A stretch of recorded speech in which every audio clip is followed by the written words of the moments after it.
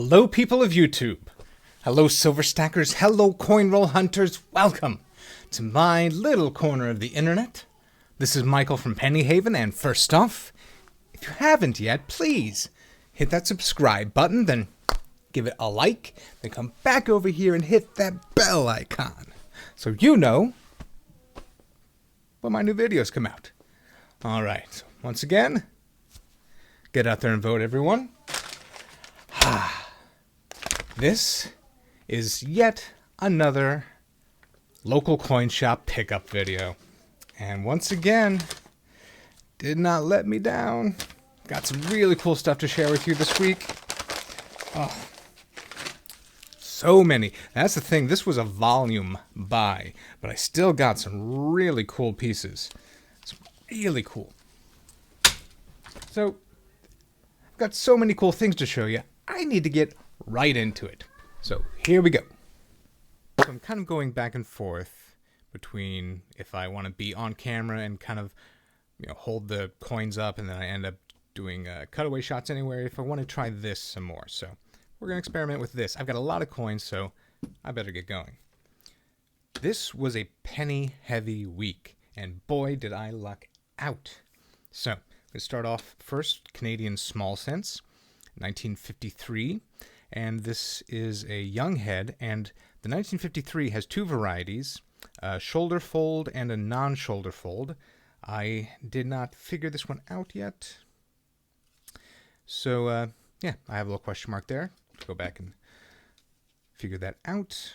1932, 1 cent. And I did not need this one, but this is an upgrade to the one I had, so that's good. 1930, I did need this one. So bang. There we go. Now on to Canadian large cents, 1919. I did not need this one. I think it might be an upgrade. I got two 1912s, so I can take my pick there. A 1908 that I needed. An 1896. This one's very nice. And an 1859.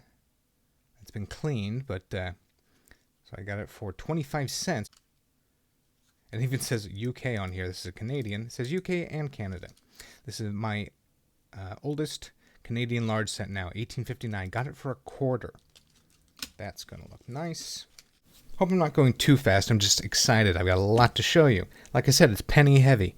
So we're front loaded with a bunch of pennies. In 1967,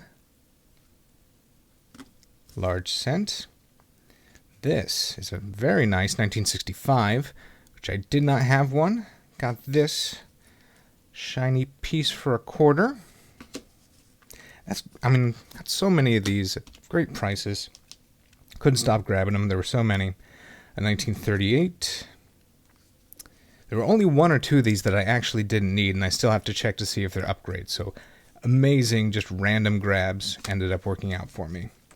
1921, George V. 1917, George V. 1913.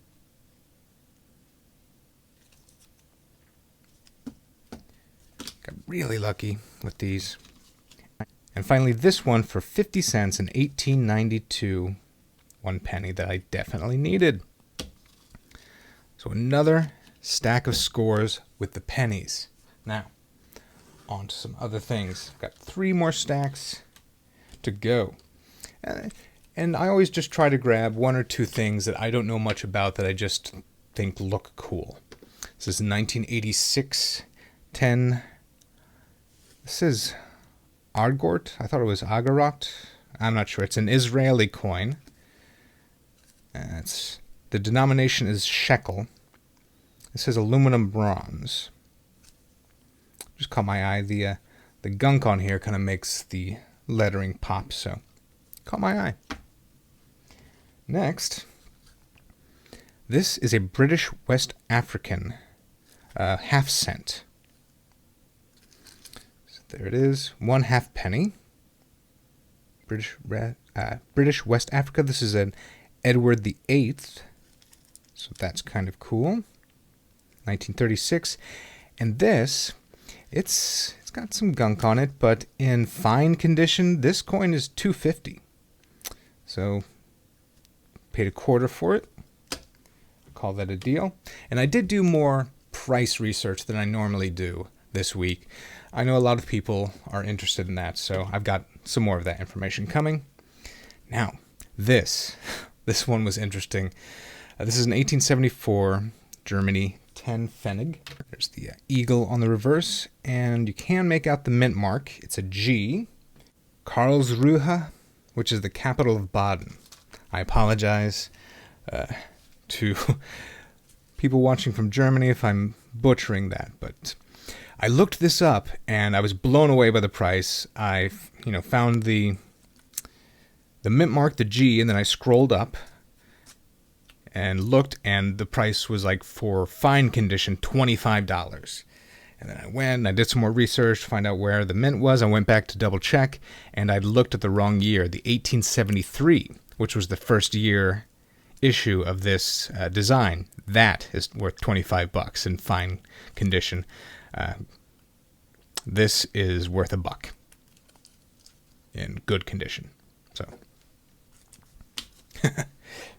jump-started my heart there for a second, but I still love it. Okay, this is an 1882 Switzerland 5 Rappen. Okay. Bolivia 1883. Bolivian 10 centavos. And it's got the hole you can see here. That is part of the coin. The translation says, La unión es la fuerza, which means unity is strength. And it's pretty worn, but I thought it was just a cool looking coin. And when the numbers start being 18 or less at the beginning, I have trouble passing up a coin if it's 25 cents and looks kind of cool.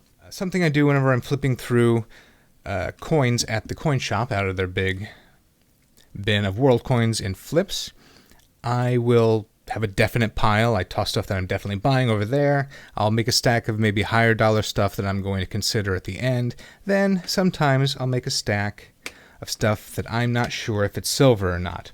And then I almost feel like this is cheating for some reason. That's just me, but I might pull out my phone to check to see if there's any silver in any of those.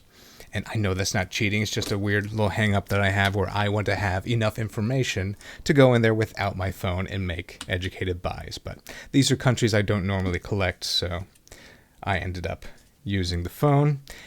And I must have not looked this one up for some reason, but because I was surprised to find that this one is silver. This is an 1887 Nicaraguan 10 cents. And I got this for 75 cents, and it's 90% silver, and silver weight alone is worth $1.50. So I'm gonna call that a score. I've recently become obsessed with the Mexican reals. The Mexican ones, they have this Liberty hat design. I'll put a picture up here, but it's a hat that was given to Roman slaves if they were freed. And that's the Liberty hat. It's very cool, and it pops up on coins here and there, I'm noticing now. And it is on this coin. And there's a triangle with mountains and flags surrounding it. It's just a very cool coin. I would have grabbed it. Obviously, I would have grabbed it either way because I didn't know there was silver in it. And I've also been very interested in the Panamanian Balboa coins. These are two 1904 cinco. It's 5 centésimos. 5 centésimos de Balboa.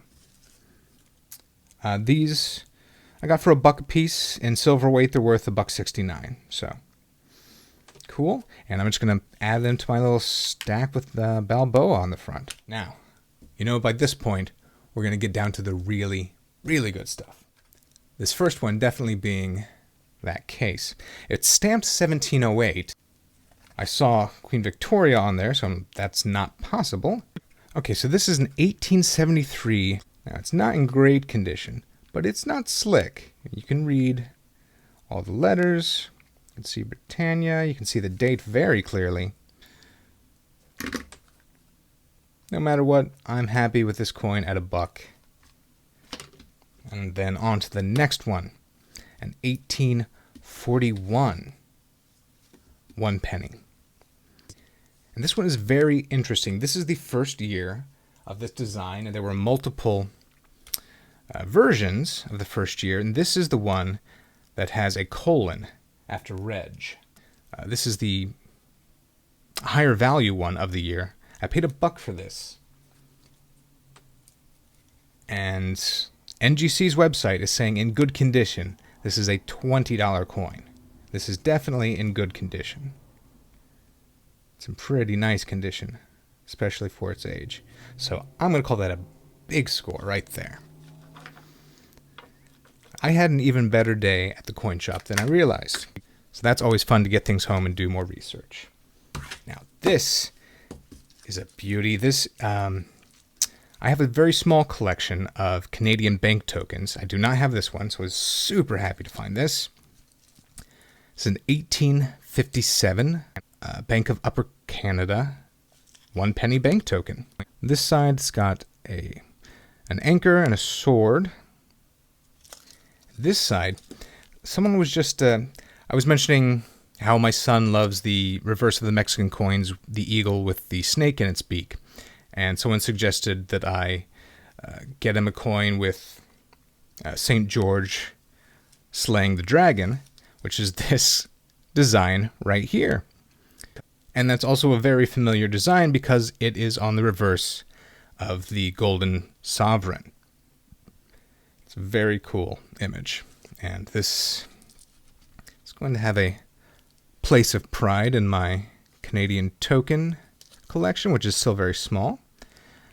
In very good condition, $5, but it's worth definitely more than that to me. So I was more excited about this than these other two, and those are worth way more.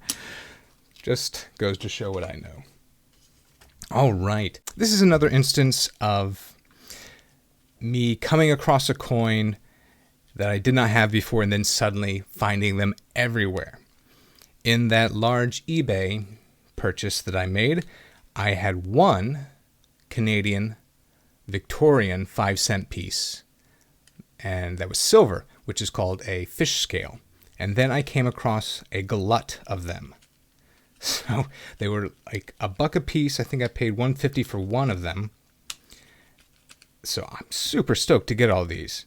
That's an 1881 Victoria Canadian 5-cent.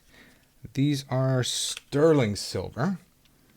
Another Victoria. Oh, 1881. Actually, I think a bunch of these are 1881. 1881H. Those first three. 1881H. So I had 4 1881Hs, and this is an 1899 5-cent. Then one George 1912. 5 cents, still silver, still sterling silver. So that was very cool. I mean, I have like a mini collection of fish scales now. And it cost me like $6.50, I think, total. Super happy with that. And that is going to be the end of my trip to the coin shop this week. Thank you so much for watching. I really, really appreciate it. I've got a lot of photos to take. I grabbed a lot of coins this week. Like I'm upset about that. All right, check out my Patreon supporters. Great people. I mentioned Bob Wojciechowski, that mentioned the St. George slaying the dragon. He is one of my Patreon supporters, and I really appreciate it. He is a great supporter of the channel. All right, I'm going to get on out of here. Thank you so much for watching. This is Michael from Penny Haven. Happy hunting.